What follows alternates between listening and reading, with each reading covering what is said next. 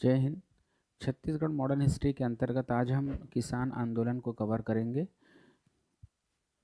छत्तीसगढ़ में किसान आंदोलन।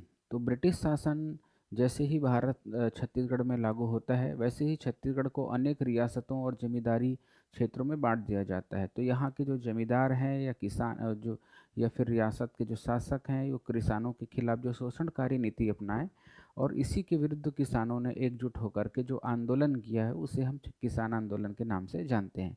सबसे पहला जो मूवमेंट है किसान आंदोलन के संदर्भ में, वो राजनांदगांव रियासत में प्रारंभ हुआ 1879-80 में। इसमें हुआ क्या था, देखिए 1857 की क्रांति के बाद ब्रिटिश सरकार ने क्या किया, ये जो रियासत है, जमींदारी है, उनको संरक्षण दिया। क्योंकि देखिए भारत की ज़मीन पर से शासन कर रहे हैं, तो कुछ को तो फूट डालो और शासन करो की नीति के तहत कुछ को लाभ देना पड़ेगा, जो उच्च वर्ग है उनको, और किसानों का इस माध्यम से शोषण किया जाएगा। तो कम से कम किसानों की संख्या ज़्यादा है, लेकिन जिसकी संख्या कम है उनको खुश कर दो। तो रियासतों को सामंती एक राज्य का दर्जा दिया गया, इनके शासक को फ्यूडेटरी चीफ बनाया गया। इसी क्रम में राजनांदगांव को भी रियासत का दर्जा दिया गया और महंत घासीदास को इस रियासत का शासक या फ्यूडेटरी चीफ नियुक्त किया गया। जैसे ही फ्यूडेटरी चीफ नियुक्त किया गया, राजनांदगांव को अब शहर में नगरीकरण में कन्वर्टेबल चालू हो गया, शहर की ओर उन्मुख हो गया, मतलब शहर की एक शहर जैसा स्वरूप लेने लगा राजनांदगांव। ऐसी स्थिति में जो ग्रामीण अर्थव्यवस्था है वो चरमरा गई।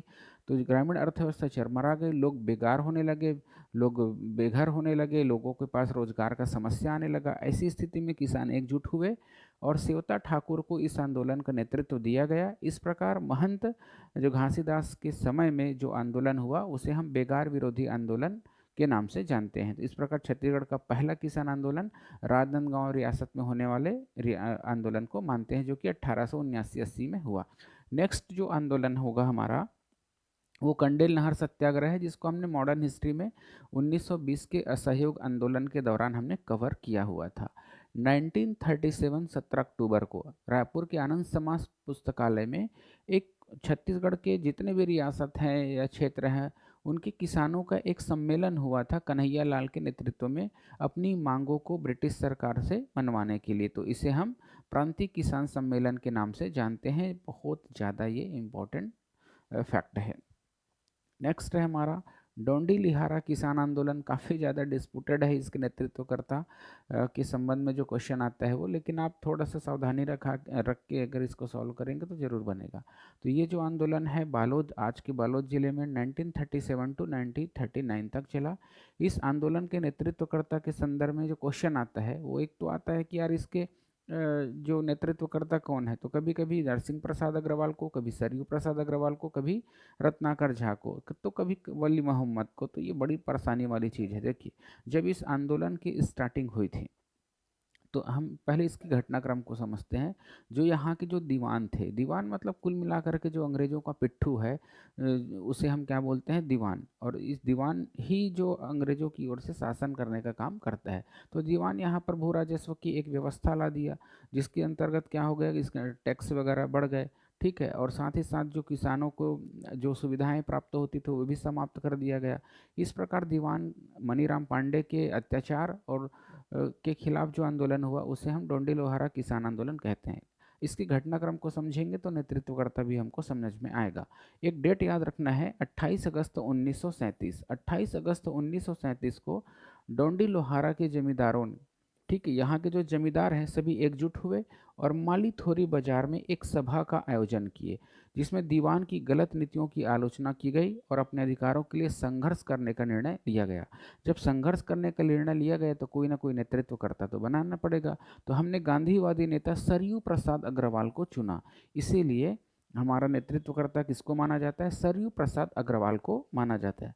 अब नेक्स्ट देखिए, 5 मई 1939 को ग्राम कुसुम कसा में, कहाँ बोलोगे, ग्राम कुसुम कसा में, ठीक है, सरयू प्रसाद अग्रवाल के नेतृत्व में एक विशाल सभा का आयोजन किया गया और इसी में चरी और निस्तारी अधिकार को कानून निर्माण चरी और निस्तारी अधिकार के लिए कानून निर्माण किया गया। अब देखिए कानून निर्माण हो गया, जो किसानों की मांग थी वो पूरी हो गई। इस प्रकार यह आंदोलन पूर्णतः सफल रहा।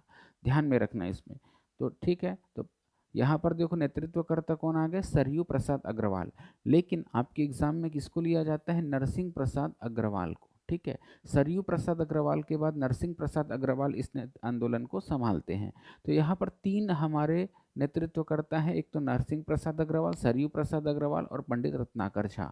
तो इसके संदर्भ में जो पीएससी में जो क्वेश्चन आया है तो कभी नरसिंह प्रसाद अग्रवाल ले लेता है तो कभी सरयू प्रसाद अग्रवाल ले लेता है। तो आपने सरयू प्रसाद अग्रवाल लेना, क्योंकि इसके संबंध में आप छत्तीसगढ़ हिंदी ग्रंथ अकादमी की किताब को आप रेफरेंस के रूप में लगा सकते हैं कि दावापत्ति के समय में। तो आप, मेरी ओर से सुझाव यही होगा कि आप सरयू प्रसाद अग्रवाल को लीजिए। ठीक है। नेक्स्ट आंदोलन होगा हमारा लगान बंदी आंदोलन 1938-39 का, जो कि छुई खदान रियासत में हुआ था, जब यहाँ के शासक महंत ऋतुपर्ण किशोरदास हुआ करते थे। इस आंदोलन को हमने रियासतों के अध्ययन के दौरान पढ़ा भी था। और इस आंदोलन का नेतृत्व करता राम नारायण मिश्रा है। यहाँ पर एक गलत फैक्ट लिखा हुआ है, बारदोली सत्याग्रह, ये इसको थोड़ा काट दीजिएगा। ठीक है, ऐसा नहीं है, कंडेल सत्याग्रह की तुलना बारदोली से करते हैं। ठीक है। यहाँ पर जो आंदोलन का मुख्य कारण क्या है, जो अंग्रेज भक्त जो दीवान है ना, उनकी शोषणकारी नीति। जितने भी आंदोलन हुए हैं रियासतों में, किस लिए हुए हैं, वहाँ के जो दीवान हैं वो शोषणकारी नीति लगाते थे किसानों के खिलाफ, इसलिए। तो अब क्या हुआ, तो दीवान की जो शोषणकारी नीति के खिलाफ जो हमारे नेतृत्वकर्ता रामनारायण मिश्र जी हैं, वो कहाँ गए, दिल्ली गए और वहाँ पर गांधी जी से मिले। तो गांधी जी ने बोला कि रियासतों के आंतरिक मामलों का मैटर है, इसमें अगर हम पढ़ेंगे तो इनकी जो स्वतंत्र रियासतों की जो स्वतंत्रता है उस अवधारणा के खिलाफ ये मामला है। इस प्रकार वहाँ से लौटने के बाद जो हमारे रामनारायण मिश्र जी है, इस आंदोलन को स्वतः ही स्थगित कर दिया। तो ये आंदोलन कुछ बहुत ज़्यादा व्यापक रूप में नहीं था। अगला है हमारा सारंगढ़ किसान आंदोलन, जो कि दानीराम पटेल के नेतृत्व में हुआ था और शासनकाल जवाहर सिंह है। इसका सन याद रखिएगा, सारे जो आंदोलन है उसको क्रम से जमाने के लिए भी क्वेश्चन आ सकता है। एक है हमारा कांकेर किसान आंदोलन, जो कि 1944-45 में हुआ था इंदु केवट के नेतृत्व में। तो इसके जो इंदु केवट है नेतृत्वकर्ता, बहुत इंपॉर्टेंट है, ध्यान में रखना है। घटना क्या है, जो दीवान महंत थे वो तो किसानों के हितैषी थे, इसको हटाकर अंग्रेजों के चाटुकार महापात्र को, किसको, टी महापात्र को यहाँ पर क्या बना दिया गया, दीवान बना दिया गया। अब दीवान ने क्या किया, 1944 में एक नवीन लैंड रेवेन्यू सिस्टम ला दिया गया और लैंड रेवेन्यू सिस्टम के अंतर्गत ठेकेदारी पद्धति ला दी गई और ठेकेदारों के माध्यम से लगान वसूली करते थे। और ठेकेदार क्या करेंगे, किसानों का शोषण करेंगे। जब शोषण करेंगे तो क्या होगा, आंदोलन होगा और इस आंदोलन को कांकेर किसान आंदोलन के नाम से जाना जाएगा।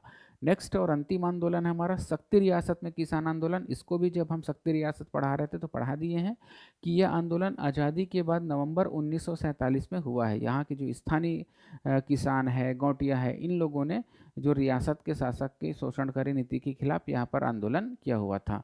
तो ये समय शासक कौन थे, लीलाधर सिंह, क्या बोलोगे, लीलाधर सिंह। तो शासक के शोषणकारी नीति के खिलाफ यह अंतिम आंदोलन हुआ, जो कि शक्ति रियासत में हुआ। इस प्रकार छत्तीसगढ़ में कुल कितने आंदोलन हुए कहेंगे तो टोटल 7 आंदोलन है। देखिए, पहला आंदोलन बेगार विरोधी आंदोलन है, जो कि राजनांदगांव में हुआ था 1879-80 में। इसके नेतृत्वकर्ता सेवता ठाकुर याद रखना है। कंडेल नहर सत्याग्रह हम पढ़ चुके हैं, सुंदरलाल शर्मा है इसके नेतृत्वकर्ता। और उसके बाद प्रांतिक किसान सम्मेलन इंपॉर्टेंट हो सकता है। अगला है हमारा डोंडी लोहारा किसान आंदोलन 1937-39 बालोद में हुआ था। नेक्स्ट है होगा हमारा लगान बंदी आंदोलन, जो कि छुई खदान रियासत में चलेगा 1938-39 में। और सारंगढ़ किसान आंदोलन 1941 में और कांकेर किसान आंदोलन 1944-45। और अंतिम होगा हमारा शक्ति रियासत का किसान आंदोलन नवंबर 1947 में। इस प्रकार छत्तीसगढ़ में टोटल 7 किसान आंदोलन हुए हैं।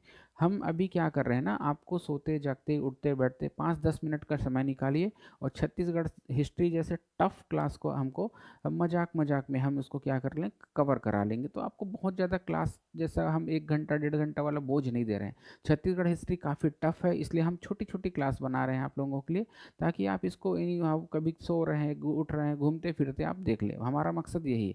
बाकी फाउंडेशन क्लास हमारी 1 जनवरी को स्टार्ट होगी, जिसमें बेसिकली जैसा क्लास होता है उसी तरह से क्लास चलेगा। तो इस मैसेज के साथ इस क्लास को ख़त्म करते हैं।